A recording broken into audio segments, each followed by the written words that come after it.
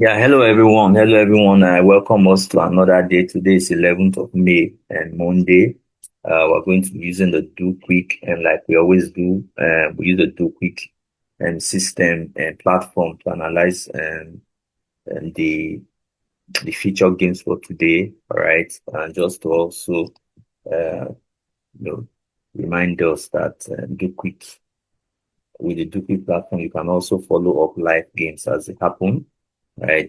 And also follow up live games as they happen. And on Sunday, on next coming Sunday, which is on the 18th of Sunday, which is on the 18th of May, our app is going to be live.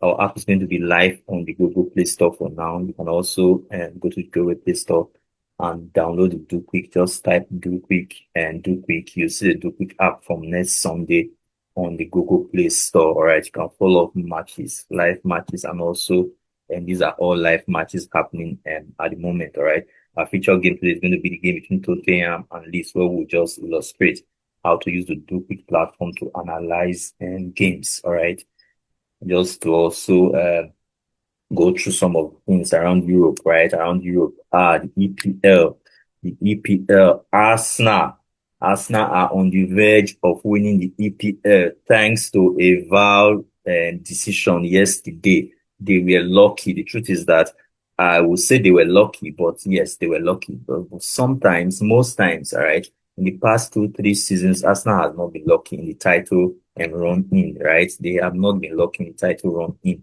Right. So yes, maybe the God of football is on their side today. If that goal yesterday against West Ham was allowed, right, it would have been a different story today. But I'm honestly rooting for Arsenal to win. Right. The EPL, they have been consistent, right? Like I always say, they've been on top of the table for over 220 days. Right. While we Man City, who has just been on top of the table for less than 20 days, now want to win the league. Come on, the league is about consistency, right? If not for Arsenal that has dropped points here and there, they have supposed to have won the league and since before now. But again, Man City is going to be playing Crystal Palace next tomorrow, Wednesday. They cannot afford. It's at home, and they will likely win the game. They are playing at the Etihad. They are very ruthless at the Etihad, right? They will likely win the game. But the truth is that then after that game, they are going to be playing the FA Cup on Sunday. Right after the FA Cup, I think on Tuesday or Wednesday, they are going to play Bournemouth. Right before then, Arsenal would have played Burnley at the Emirates. Arsenal should win that game, all right, at the Emirates. Right, but that I have been saying it. I didn't expect Man City to actually drop points against Everton last week. I know for sure I can bet whatever that Man City will drop points against Bournemouth. Away to Bournemouth. They will not leave that game with 3 points. I am so certain about it because Bournemouth are chasing, they can actually still qualify for the Champions League. Bournemouth. That's the truth. They are almost certain of a Europa spot, but not 100% certain. They still have some teams at the back of them. But for the Champions League, I think they are just 5 points, right? At 4 or 5 points and behind Aston Villa. And then look at it. They are like 4 or 5 points behind Aston. Yeah, they are like 4 points behind Aston Villa, who is occupying the last position for the Champions League, right? So and there's 2 more games to go. Aston Villa, they are struggling, right? If Aston Villa loses one of those games, right, or loses both of those games, let's say they lose one and they draw one, all right, and so that means Bournemouth will be in the same point with Aston Villa. Bournemouth will now be in that 61 point, and Aston Villa will also be in. If Aston Villa say they draw 12 their games, they'll both be in 71 point. But see, the truth is that automatically Bournemouth can still qualify, right, for what's it called, the Champions League. But they also have Brighton, they have Brentford, they have Chelsea, right, and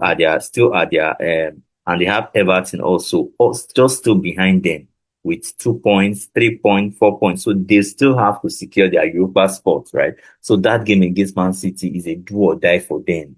And I think that's the only home game they have left. It's a do or die for them. They will win Man City or they'll get a draw. I'm so certain Man City will not be able to win that game. I'm very certain. But anyway, it is what it is. I'm routing for Arsenal. I hope they win the Premiership. La Liga, the Madrid guys. Congratulations to Barcelona. They have won the La Liga for second season and running. They have actually won the three La Ligas in the last 4 years. All right, that's some consistency. Right. Meanwhile, the Madrid guys are all they are all in shambles. Right. They are fighting each other today. They are fighting each other. Tomorrow Mbappe is a problem. Next tomorrow this is a problem. Vadev and Chomini, they are all going into the boxing ring. It's just chaos and drama, right? It's almost like they are acting some seasonal drama at the Benuba, right? It is so dramatic, right? And it's toxic, right? It's toxic. Second season running, they haven't, and they still have no. They've gone trophyless, right? I made a post in the Do Quick and Facebook page, and I said, see, and I said, see. The truth is that since Mbappe came to Madrid, it has never been the same. That's the truth. Whether anybody likes it, whether anybody wants to argue, whether anybody wants to accept it or not, since Mbappe came to Madrid, it has not been this. Madrid has not been the same. And the truth is that Madrid cannot, even if Madrid wants to, let's say, for example, I mean, there are news everywhere that Madrid doesn't want to sell. They will not sell Mbappe. They won't sell Mbappe. Mbappe is a star. But let's say, for example, they now want to say, who can afford Mbappe except he goes to Saudi? If not Saudi, who can afford Mbappe? Man City will not get Mbappe, right?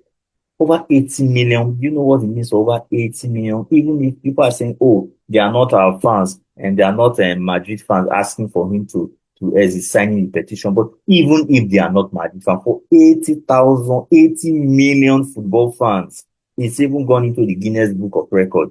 Just imagine what is going into the Guinness Book of Record for him. That is Guinness Book of Record for life.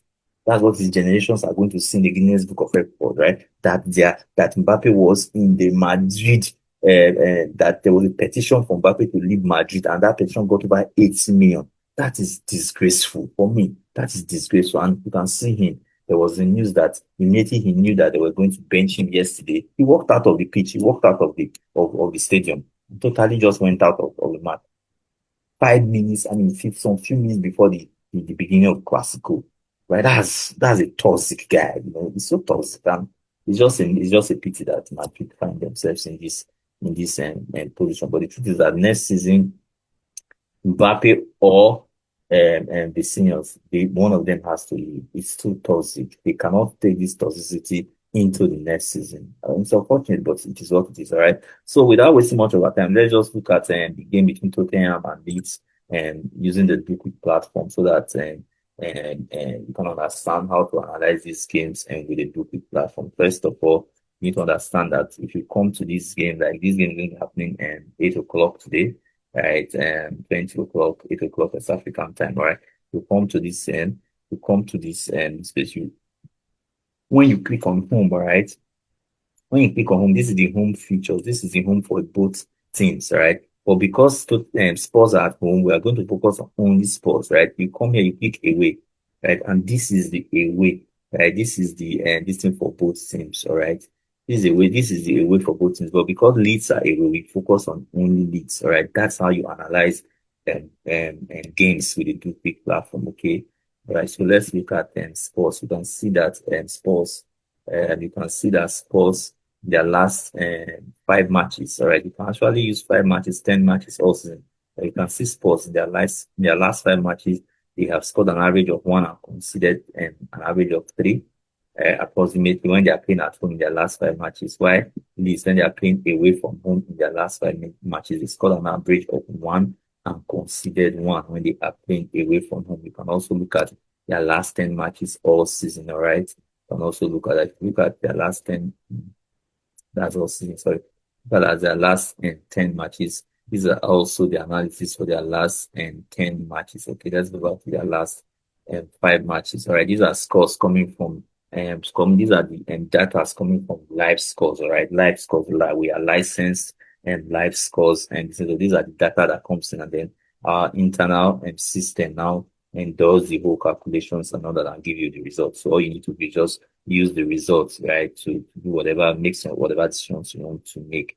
All right. So if you look at their head to head, you can also look at their halftime. Let's look at their halftime to see how their performances has been halftime. All right. You can see that past time Spurs halftime they have scored an average of one and conceded when they're playing at home. When they score an average of one also considered zero. Okay, you can look at their head to head. You can see that in the last 5 games, Spurs are on the 40% form, while Leeds are on the 60% form. Right, Spurs should be able to win this game because Leeds are not be able to win them in their last 5 matches. They've actually won this. They have not even drawn. So Spurs should be. It's becoming a little bit clearer now that Spurs might be able to avoid the beats, while West Ham will probably go down. Right, look at their corner kicks. Okay, we don't have information for corner kicks and foul. Look at shots on goal. You can see the shots on goal. You can see Spurs when Spurs are playing at home. When they are playing at home, and they've had got an average of one shot on one considered three. Whilst Leeds, when they are playing away from home, they are an average of three and considered two. You can look at their offside in their last 5 games when they are playing for at home. And Spurs has gotten two offside and considered none. While Leeds they've gotten one and considered none. Right? You can look at their goalkeeper save. You can see that goalkeeper saved 2-1, right? And Spurs and their keeper has they've gotten two. Their key goalkeeper has saved one. You can look at Leeds, they've gotten two, and their goalkeeper has saved two also. Okay, these are also the red, yellow cards, and these are also their red card. All right, so this is how you analyze games using the Duke platform. All right, using the Duke platform. I'll see you guys same time tomorrow. All right, bye for now. Cheers.